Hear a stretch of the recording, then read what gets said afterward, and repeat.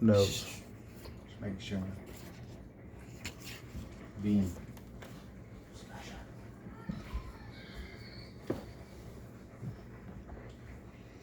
Imagine having health issues with no answers from the doctors you are seeing. You go from perfectly healthy to being in bed and able to function. You've seen 6 doctors in 2 months, and the only answer they can give you is medications that aren't working and a surgery with a low success rate, and it's a temporary fix. You've tried all the medications the doctors have given you with no success. This was me in April of 2019. I was diagnosed with endometriosis. Nothing was working. My anxiety was at an all-time high, and I was starting to reach depression. I had tried several medications over the 2 months and tried the doctor's way of fixing things. After 2 months, I decided that I was going to try something different. I stopped taking the meds and fired all 6 of my doctors. I started researching alternative health and found foods and how they affect our bodies. This is what I found. Food is fuel for our body. How our body functions determines on what foods we put into our bodies. Dr. Eva Selhub of Harvard compares our bodies to luxury vehicles.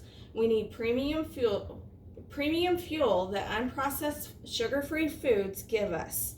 You wouldn't buy a Lamborghini and put E85 into it.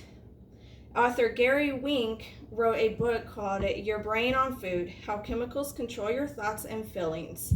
In this book, he discusses how foods alter the neurons in our brain and how we think. This is how anxiety, depression, and other mental diseases come about. He talks about in his book how we need the healthy foods to function appropriately in order to be able to take care of ourselves. Ultimately, the food you put into your body is either fueling or fighting disease. It's your choice. On the University of Minnesota's website, an article titled How Does Food Impact Health talks about food as medications. The food you eat can determine how a disease is going to either maintain, how you're going to prevent a disease, or how you can treat a disease in your body. The foods you are giving your body are the instructions on how your body needs to perform, and that is how your body is going to function. Doctors once thought diseases were solely from bad genes. That's not the case, though. Another article on University of Minnesota's website titled What Do Specific Foods Do? Talks about how foods interact with the genes in your body. You can have the gene for diabetes, obesity, or heart disease and still not get that disease. In order for these diseases to happen inside your body, the environment has to be right. By eating the right foods, which are unprocessed and have no added sugars, you are able to keep the environment from being right for these diseases and preventing your body from forming these diseases.